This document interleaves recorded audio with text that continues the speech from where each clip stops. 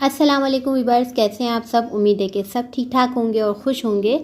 आज की जो रेसिपी है वो आपको बहुत ही मज़ेदार सी रेसिपी, और इसको बनाना तो बहुत ही आसान है और बहुत ही मज़ेदार सी रेसिपी है। तो आज हम बनाने जा रहे हैं मटन कुन्ना, और जो कि मैं बग़ैर उसको हांडी में बनाऊंगी फिर भी इसका टेस्ट इतना लाजवाब होगा कि आप लोग कहेंगे वाह, मज़ा ही आ गया।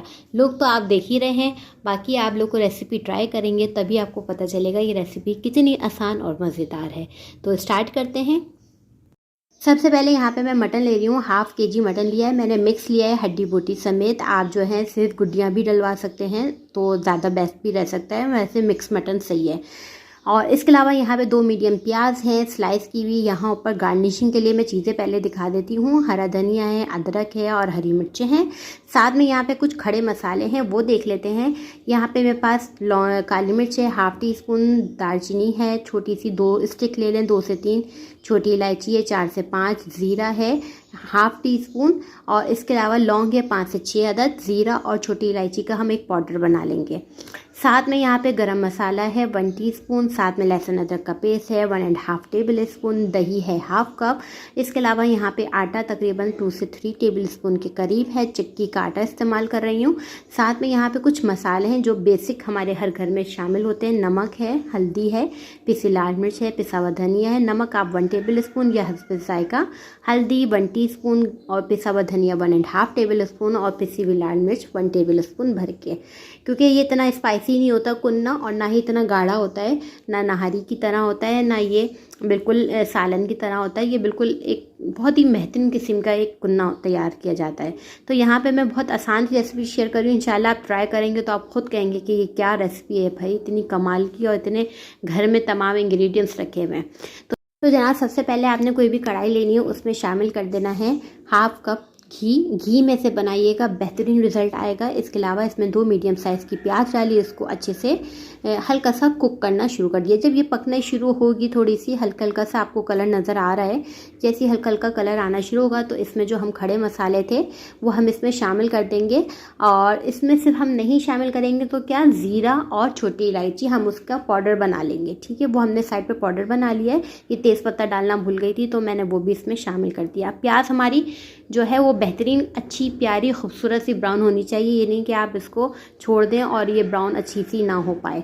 तो एक तो आपको चम्मच चलाना है, बाकी ये कि प्याज सारी इक्वली बारीक बारीक कटी भी होगी तो एक अच्छा कलर और टेक्सचर आता है। सही जनाब, यहाँ पे देख लें हमारी प्याज हो चुकी है गोल्डन ब्राउन। अब हम इसमें शामिल कर देंगे अपना गोश्त जो हमने मिक्स मटन इस्तेमाल किया था। ये मटन हांडी जो होती है ना, ये कुन्ना जो होता है वो मटन में बेसिकली बनता है, तो हम इसे मटन में ही बना रहे हैं। सही, अब यहाँ पे मैंने इसमें मटन शामिल कर दिया, साथ में हमने इसमें लहसुन अदरक का पेस्ट शामिल कर दिया, और इसी में 1 टेबल स्पून मैंने पानी भी शामिल कर दिया, ताकि जो है हमारी भुनाई, जिन लोगों को एक मसला होता है कि हमें गोश्त में से स्मेल आती है या गोश्त भुना नहीं होता, तो उनके लिए बता रही हूँ टिप।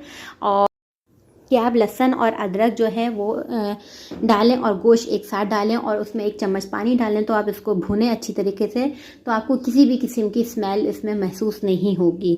तो अब यहाँ पे मैं इसकी अच्छी सी भुनाई कर रही हूँ कि इसका अपना पानी खुश्क हो जाए, लहसुन अदरक के साथ ये अच्छे से भून जाए और कलर इसका भी चेंज हो जाएगा, तो समझे हमारा ये टेक्सचर तैयार है गोश्त। अब हम इसमें बेसिक मसाले जो हमने शामिल करे थे, नमक, हल्दी, पिसी हुई लाल मिर्च, पिसा हुआ धनिया, वो हम इसमें शामिल करेंगे। इसको हल्का सा भूनेंगे और इसमें तकरीबन फिर दोबारा 1 टेबल स्पून मैं तकरीबन पानी शामिल कर दूंगी। 1 टेबल स्पून या 2 टेबल स्पून के इसमें लगे नहीं, और थोड़ा सी अच्छी सी भुनाई हो जाए।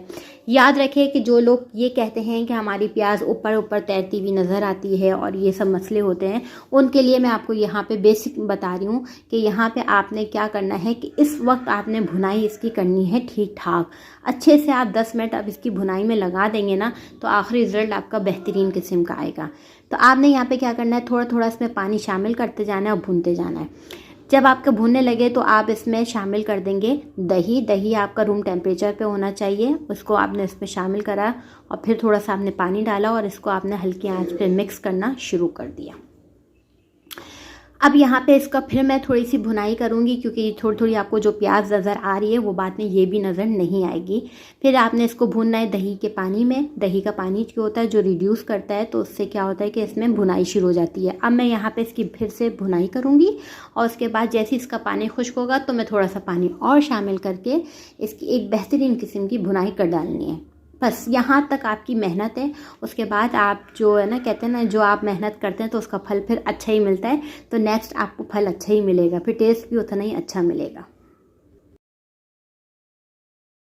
तो जनाब यहाँ देखें अच्छी सी ये भुनाई हो चुकी है। आप देखें इसका टेक्सचर, इसकी प्याज, सब चीज़ें। और चम्मच आपने इस तरह का लेना है, सालन डुंगिया वाला, जिससे आप घोटते भी रहें और साथ साथ चलाते भी रहें। चावलों वाला चम्मच इस्तेमाल मत करा करें कभी भी सालन बनाते वक्त। ठीक, अब यहाँ पे अब आपने पानी शामिल कर देना है। कितना पानी शामिल करना है? जितना आपका इसमें गोश्त सॉफ्ट एंड टेंडर हो जाए, जितनी आपको ग्रेवी चाहिए। ठीक है, मैंने यहाँ पे इसमें पानी डाल दिया तकरीबन 3 से 4 ग्लास के करीब, क्योंकि थोड़ा सा कम भी होगा और हमारा गोश्त उसमें गल भी जाएगा। तो यहाँ पे हमारे 3 ग्लास तकरीबन मैंने इसमें शामिल किया था। गोश्त हमारा गल चुका है, ये देखें ये टेक्सचर आ चुका है। अभी ये ग्रेवी जो है वो बिल्कुल पतली है। अब इसको हम गाढ़ा करेंगे। वो कैसे? अब यहाँ पे जो हमने आटे का घोल तैयार किया था, आटा जो लिया था, उसमें पानी शामिल करके इस तरह का घोल तैयार करेंगे। मतलब थोड़ा सा गाढ़ा होना चाहिए। अब आप इसमें जो है ना 1-1 टेबल स्पून डालते जाएं, थोड़ा थोड़ा, और चम्मच चलाते जाएं।